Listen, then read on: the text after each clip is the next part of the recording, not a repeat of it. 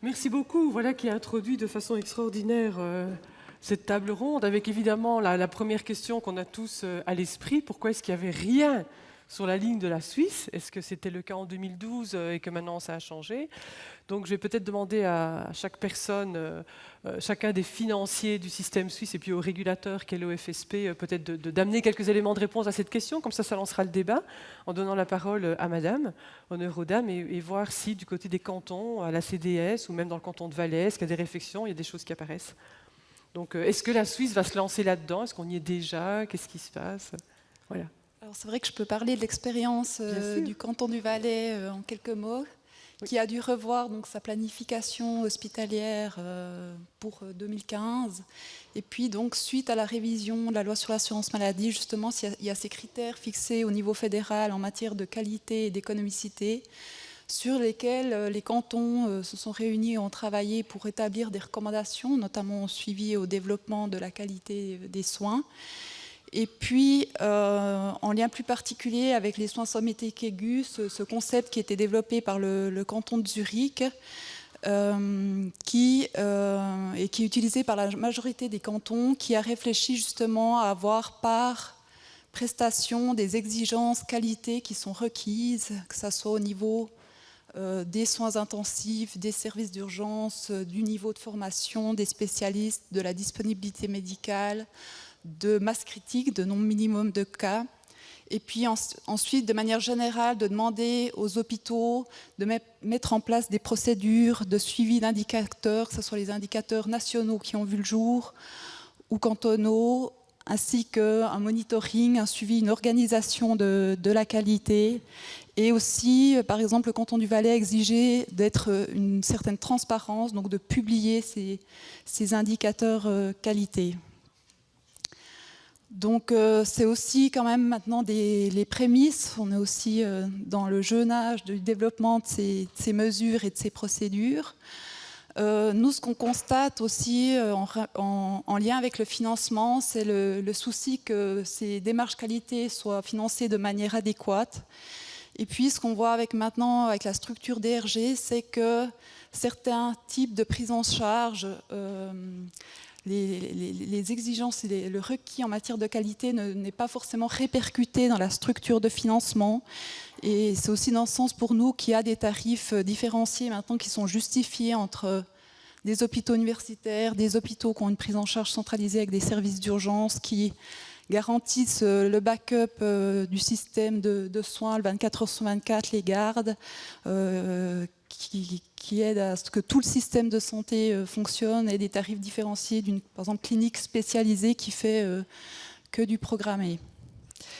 Et donc voilà un peu l'expérience. On va juste continuer. Donc du côté des cantons, si j'entends bien, c'est plutôt pour ceux qui viennent de l'extérieur, donc on établit des listes d'hôpitaux qui sont reconnus par les cantons. Et après, ça facilite évidemment l'accès au financement et ça facilite aussi le fait que les patients peuvent aller d'un canton à l'autre. Et donc, ce que vous expliquez, c'est que pour être sélectionné, pour faire partie d'une liste hospitalière, il faut répondre à certains critères de qualité. C'est ça que vous expliquez comme système. Voilà. C'est comme ça que les cantons commencent à rentrer progressivement la qualité dans le financement hospitalier. La première des étapes pour être financé étant d'être listé sur ces fameuses listes hospitalières officielles. C'est bien ça. Exactement. Pour avoir un mandat Charles-Lamal, maintenant il faut ces exigences. Voilà. Merci. Alors, je vais peut-être laisser la parole à M. Zeramdini, donc, pour avoir un peu le point de vue des assureurs. Où est-ce qu'on en est du côté des assureurs? Quelles sont les réflexions en cours autour de financement et qualité? Merci pour l'invitation. Pour nous, les assureurs, financer la qualité, c'est important. Maintenant, pour la financer, il faut créer un cadre. Nous, en tant que communauté d'HSK, on croit que le cadre doit être défini dans le cadre des négociations avec les partenaires tarifaires. Donc, c'est-à-dire financer ce qui est, définir ce qui est finançable en termes de qualité, quel niveau de qualité avec quel financement, et ainsi, donc, dans ce processus-là, on a la flexibilité d'avoir des solutions qui sont praticables. Faute de trouver un accord au niveau des partenaires tarifaires, ce sera le régulateur qui doit fixer une solution qui sera imposée. Voilà. Merci, M. Ramdini. Alors, je rebondis, Monsieur Peters. Est-ce que pour vous, où doit être défini le cadre en fait au niveau suisse? Monsieur Zerhamdini dit il faudrait qu'on discute entre partenaires tarifaires. Donc de nouveau, pour ceux qui ne sont pas familiers avec notre système, donc en Suisse, les partenaires tarifaires, c'est les prestataires d'un côté, les assureurs de l'autre côté, qui négocient de façon assez serrée les tarifs et qui interviennent aussi beaucoup dans les modifications des structures tarifaires. Donc la question c'est où doit se construire ce cadre? Est-ce qu'il doit être fait par celui qui porte un peu l'intérêt commun, qui est l'Office de la santé publique, ou en tout cas qui porte le bien commun, ou est-ce qu'il faut laisser ça à la négociation, qui parfois est difficile, entre partenaires tarifaires? Ça, c'est une première question. Puis une deuxième question, où en est la Suisse? Est-ce qu'on va vers un IFAC à la Suisse? Qu'est-ce qui va se passer du côté suisse? Nous pensons qu'il est utile, nécessaire, voire urgent de financer l'amélioration de la qualité. Donc financer par exemple des programmes tels que celui mis en place par la Fondation Sécurité des patients pour implémenter le checklist opératoire dans les hôpitaux suisses, ou bien financer des projets pour développer des indicateurs de qualité dans l'ambulatoire où on en a pour le moment tout simplement pas. Donc ça nous paraît complètement utile. C'est dans ce sens qu'on a proposé au Parlement un projet de loi qui va dans ce sens. Par contre, je suis plus dubitatif sur l'utilité de faire du pay for performance, donc de payer des prestations de bonne qualité pour 4 raisons. La première raison, il n'y a rien de plus simple en médecine que de traiter avec bonne qualité des patients qui déjà à l'origine sont en bonne santé. Et c'est une des préoccupations quand on parle du pay for performance, c'est qu'on récompense une deuxième fois des prestataires qui sélectionnent un certain type de patients qui sont effectivement faciles à traiter de manière efficiente et en bonne qualité parce qu'ils ne sont pas encore vraiment très malades. Deuxième raison, c'est des raisons économiques. En général, dans l'industrie, il est bien connu que celui qui maîtrise ces processus d'un point de vue de la qualité, il les maîtrise aussi d'un point de vue de l'efficience. Et je crois que c'est très juste aussi pour le secteur de la santé. Quand vous avez des processus de prise en charge des patients, des clinical pathways qui sont maîtrisés, qui disent ce qu'il faut faire au jour 1, au jour 2, au jour 3, qui disent quelles sont les conditions d'inclusion et d'exclusion dans le pathway, donc ils font remonter automatiquement des complications vers quelqu'un qui prend les décisions adéquates. Normalement, non seulement l'efficience est meilleure, mais la qualité également. Donc je crois qu'il n'y a pas de contradiction entre bonne qualité et bonne efficience, mais que ça va ensemble. Troisième raison, c'est un point de vue légal. La LAMA dit que les tarifs s'orientent sur le coût nécessaire pour produire une prestation de manière efficiente et dans la qualité nécessaire. Donc légalement, il n'y a pas de raison de financer une qualité en plus de ce mécanisme-là. Et la quatrième raison, elle est tout simplement pratique. Il y a peu d'évidence que ça serve à quelque chose de faire du pay for performance. On le fait souvent pour des raisons de com, de politique. Ça fait bien, ça fait moderne, mais une évidence réelle que ça serve à quelque chose est relativement faible. En Suisse, on a très peu d'indicateurs ou de données déjà implémentées, connues, standardisées sur la lourdeur des patients. Donc le premier pas, si on voulait vraiment le faire, ce serait de mettre en place des indicateurs pertinents pour ça. Moi, j'ai vu une commission parlementaire dans la même réunion dire qu'elle demande au Conseil fédéral de mettre en place un pay for performance dans l'ambulatoire et en même temps refuser les moyens nécessaires pour développer des indicateurs de qualité dans l'ambulatoire. Ça montre un peu l'hypocrisie du débat qu'on a actuellement en Suisse. Donc, en résumé, pour moi, ce qui est utile et nécessaire, c'est de mettre en place tout d'abord la transparence. Je crois que la transparence dans le système est la précondition nécessaire. Et je pense aussi qu'il faut mettre en place les moyens nécessaires pour développer les indicateurs, pour les publier, pour pouvoir réellement faire des comparaisons et les comprendre. Donc, en résumé, financer des programmes d'amélioration et des projets pour améliorer, oui. Le pay for performance, ce n'est pas pour aujourd'hui en Suisse. Merci, M. Peter. Voilà qui est... voilà qui est clair. Monsieur Widmer, je vous laisse la parole. Nous allons y revenir sur tout ça. Oui, on peut rebondir. Allez-y, allez-y. Voilà, alors, je répéterai quand même une fois pour le... Changer de micro. Ah, je change de micro. Pour le patient, la qualité fait partie du paquet standard auquel il a droit. C'est le système suisse qui le veut. Nous avons entendu que la qualité fait partie aussi de la planification hospitalière. Donc, comme assureur, on peut en déduire qu'à partir du moment où un hôpital est sur une liste hospitalière, il remplit les critères de qualité nécessaires et suffisants tels qu'ils sont prévus dans la loi. Que faisons-nous comme assureurs? Nous voulons convenir de conventions avec eux, avec les fournisseurs de prestations, hôpitaux ou fournisseurs de prestations ambulatoires. Nous voulons avec eux définir des critères qui sont contraignants, des processus qui sont applicables par tous les fournisseurs de prestations, pas seulement par l'un ou l'autre, genre pay pour performance. Par contre, nous exigeons, nous espérons pouvoir obtenir une transparence et une comparabilité auprès de l'ensemble des prestations, des prestataires de fournisseurs, pour que l'assuré patient puisse faire un choix. Parce que c'est que comme ça aussi qu'on arrive à une meilleure qualité. Si je ne sais pas ce que l'autre fait, je ne peux pas choisir. Et n'oublions pas, avant qu'il y ait le financement, il y a un contrat entre le patient et l'hôpital. Et ce contrat, c'est un mandat. Et ce mandat est relativement simple dans la mesure où il faut que les prestations soient conformes aux règles de l'art, il faut que c'est une bonne et une fidèle exécution des prestations et qu'on ait les bonnes pratiques qui sont appliquées. C'est normal. Et c'est dans ce sens-là que nous voulons. Par contre, nous sommes aussi d'accord de cofinancer des concepts pour améliorer des processus et des indicateurs, y compris des phases tests. Par contre, les projets de pilote. Par contre, nous ne pouvons pas payer le travail où il s'agit de relever l'assurance de qualité tous les jours et de les fournir à des instances qui permettront d'en faire des évaluations totales. Merci. Monsieur Maviel, je vous laisse répondre sur l'utilité ou non des systèmes de paiement à la qualité, à la performance. Oui, moi je pense, si vous voulez, qu'évidemment il faut replacer dans les contextes chaque pays. Alors je connais mal, excusez-moi, le contexte suisse, je connais un tout petit peu mieux le contexte français. Il y a un élément effectivement que vous avez dit sur lequel je suis assez d'accord avec vous, c'est qu'en France, le paiement à la qualité est arrivé après le classement. C'est-à-dire qu'on a eu une phase, si j'ai bien compris par rapport à ce que vous dites sur la transparence, le benchmark, nous l'avons eu pendant 3 à 5 ans.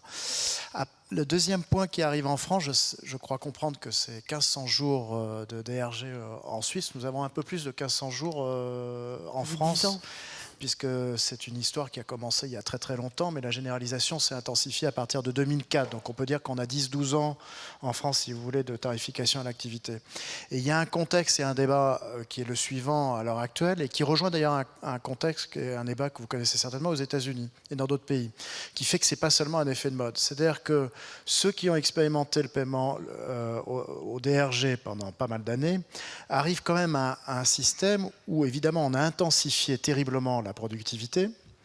Au passage d'ailleurs, on n'a pas tant évalué que ça les DRG et le paiement à la qualité, le premier mode de paiement qui est aussi évalué. Donc je serais parfois, quand on dit qu'il n'y a pas de valeur ajoutée sur le paiement à la qualité, sur les DRG, en tout cas dans le contexte français, on n'est pas toujours très clair sur l'impact et l'évaluation qui accompagnait le mouvement.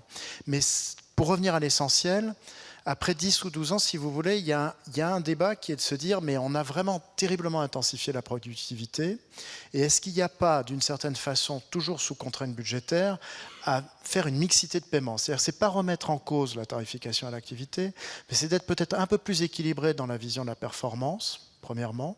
Sans doute que deuxième argument, c'est que dans la contrainte budgétaire que nous connaissons tous, la qualité peut être un juge de paix important avec un signal très proche des équipes soignantes, ce que parfois la tarification d'activité ne donne pas. Et troisième élément, ça ouvre la porte à de nouveaux modes de paiement, et notamment, alors c'est un débat très présent en France, d'autres formes de paiement à la coordination, en disant, à force d'intensifier la productivité sur l'hôpital, on en oublie au fond les gains de productivité des interfaces dans les parcours des patients entre l'hôpital, la médecine de ville, le médico-social, et que c'est peut-être là que les gisements de productivité sont les plus importants dans le système. Et donc, ces nouveaux modes de paiement à la qualité, paiement à la coordination, quelque part, dynamisent un peu cette réflexion et essayent de sortir du tout volume exclusivement. Donc, je dirais que de ce point de vue-là, c'est un essai modeste pour l'instant, parce que 0,5%, c'est pas beaucoup. Mais je vous signale qu'aux États-Unis, j'ai eu la chance d'être avec quelques représentants américains hier et avant-hier, qui confirment clairement que le virage est pris. Medicare, Medicaid, pour vous donner un chiffre, pour fin 2018, va financer l'ensemble des hôpitaux et aussi des primary care de systèmes pour 50% sur des nouveaux modes de paiement à la qualité, paiement à la coordination. C'est-à-dire qu'il part de cette idée que si on veut réformer le système organisationnel en profondeur, la T2A seule ne suffit pas. Merci beaucoup. Il y a eu une question, vous l'avez un petit peu abordée, mais c'est une question qui a défilé, qui était, est-ce qu'on ne ferait pas mieux d'aider financièrement les hôpitaux qui sont les moins bons, pour qu'ils améliorent leur qualité, plutôt que de rémunérer davantage ceux qui sont déjà bons, avec les biais que vous évoquiez, M. Peters, qui est de dire mais un hôpital est peut-être bon parce que finalement, il a une patientèle qui lui permet d'être bon, qu'à peut-être pas l'autre hôpital. Alors, j'aimerais vous entendre, M. Maviel, et puis aussi M. Peters. Brièvement, puis je donne la parole parce que, évidemment, c'est le but de la table ronde. Deux choses dans le débat français. La première, c'est que nous sommes sur un principe de l'assurance maladie qui veut que la qualité soit pareille partout. Et donc, de ce fait, si vous voulez, les établissements qui sont jugés moins bons sont censés, par ce principe de l'assurance maladie, être incités à rattraper l'effort. Après, on a un débat un peu plus fin qui est de savoir ce qu'on appelle un mauvais hôpital, si je puis dire, en matière de qualité. Et il y a sans doute deux populations différentes. Il y a une population d'établissements qui sont moyens, mauvais, si je puis dire, mais pour lesquels il y a encore de l'espoir. Et d'une certaine façon, l'incitation peut leur permettre de rattraper le peloton, naturellement. Et puis, il y a une population de mauvais médiocres, pour lesquels, de manière peut-être un peu brutale, il y a très peu d'espoir.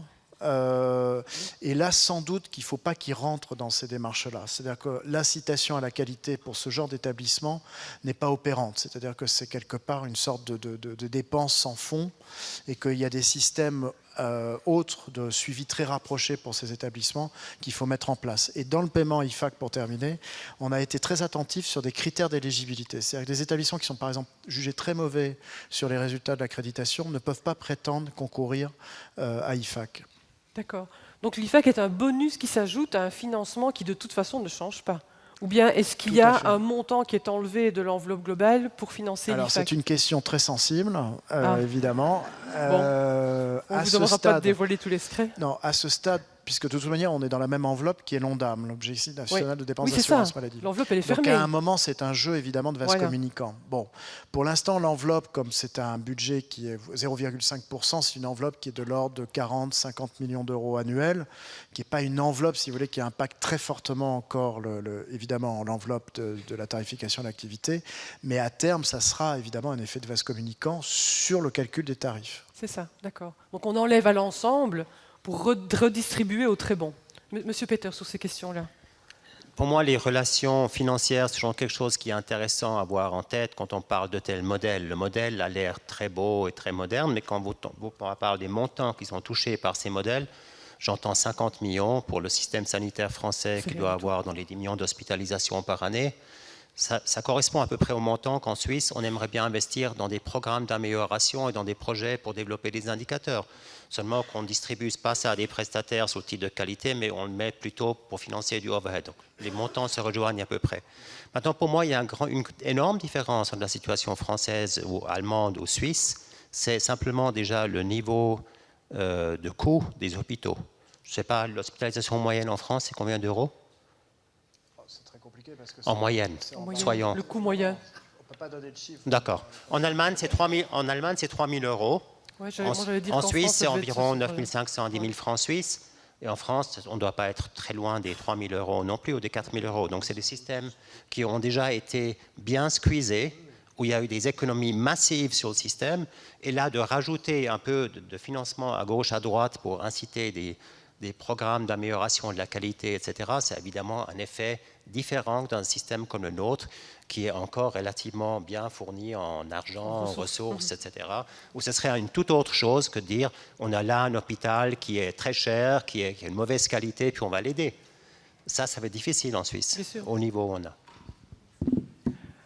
Vous avez dit, Monsieur Widmer, que les assureurs seraient prêts, si j'ai bien compris, à financer des projets d'amélioration de la qualité dans les hôpitaux. C'est ça que vous avez dit, en tout cas du côté de tarif suisse, mais que vous n'êtes pas prêt à financer le coût d'acquisition de toute l'information qu'il faut pour non seulement déclencher des projets d'amélioration de qualité, mais également pour fournir toutes ces données. Or, Dieu sait si ça devient pesant dans les hôpitaux. Ça me surprend un peu. Non,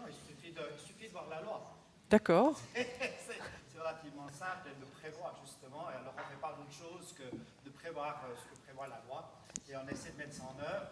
Seul problème, ce qui n'a pas été mis en œuvre jusqu'à maintenant, c'est dans le domaine de l'ambulatoire. Comme M. Peters l'a dit, c'est principalement dans le domaine du stationnaire que jusqu'à maintenant on a pu mettre un certain nombre de choses en place et qui existent déjà depuis longtemps, on en a parlé aussi ce matin.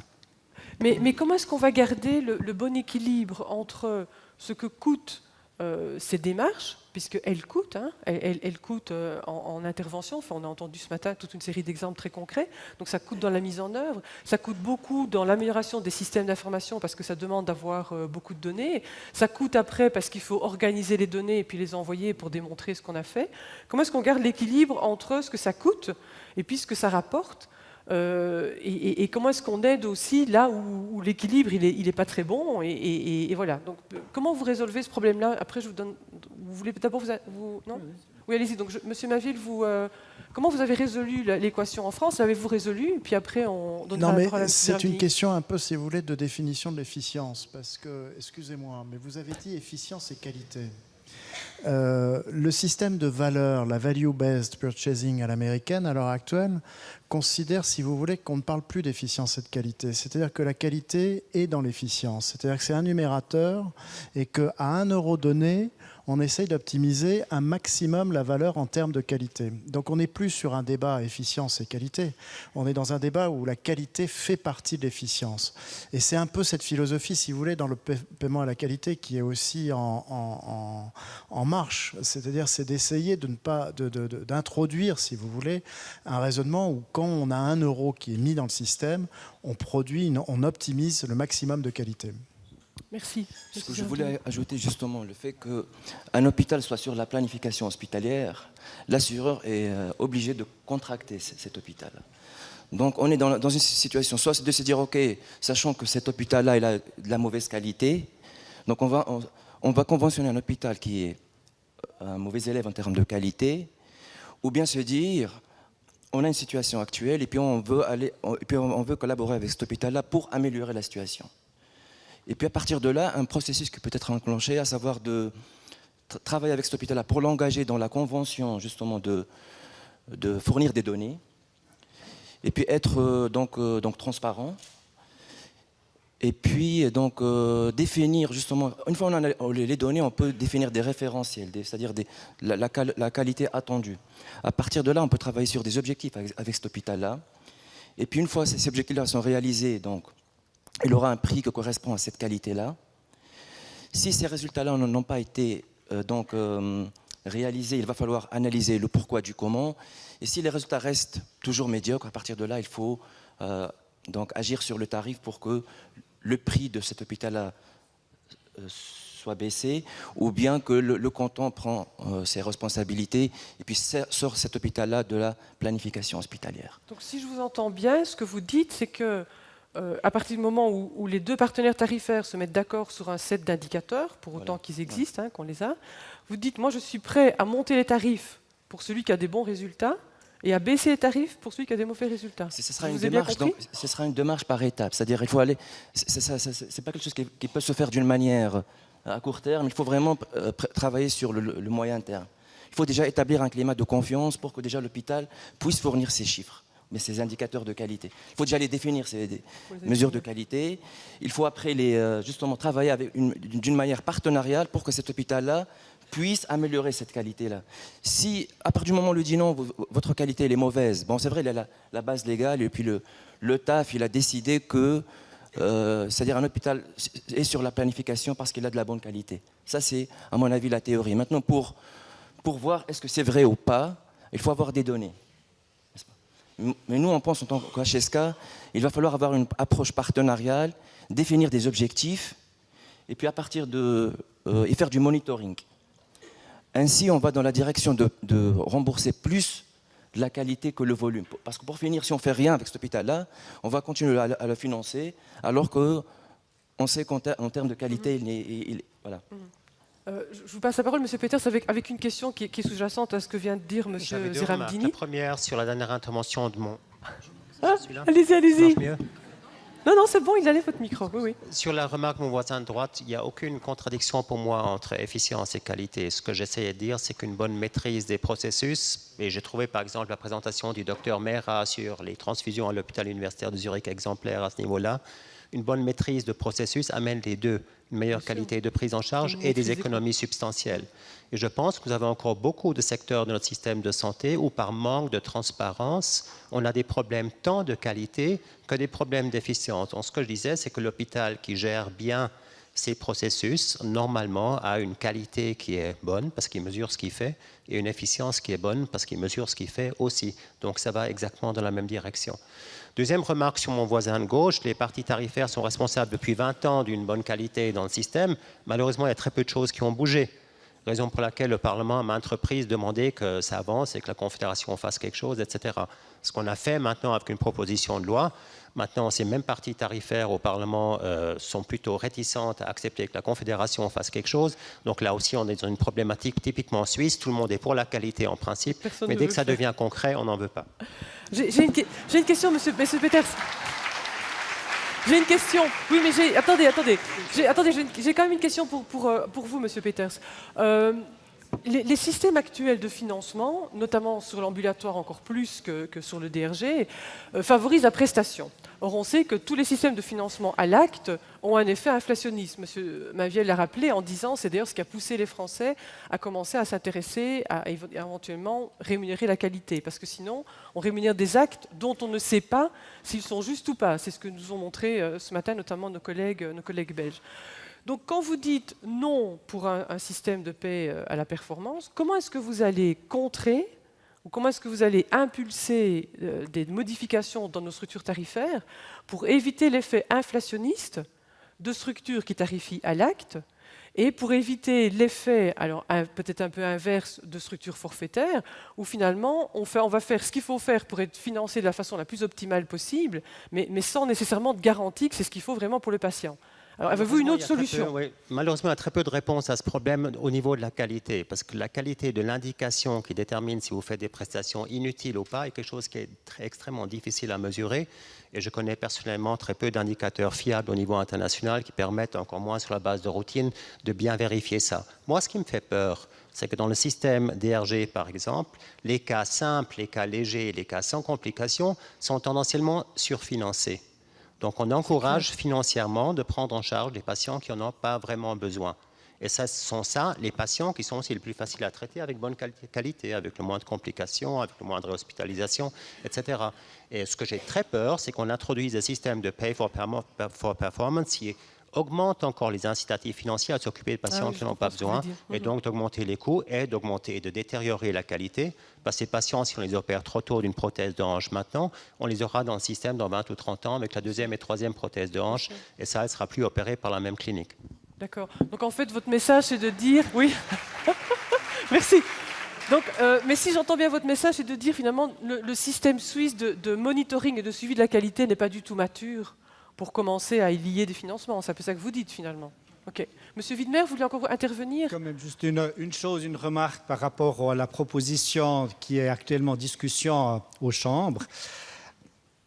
On a vu que le principe de l'IFAC avait de la peine à diminuer. Un système de top-down a quand même de la peine à descendre effectivement auprès des gens. Et je préfère malgré tout, et c'est un peu la tradition suisse, la négociation et la concertation pour trouver des solutions que de me faire imposer des règles depuis en haut et de voir peut-être après des grèves comme on a en France avec une loi sur le travail qui ne fonctionne pas.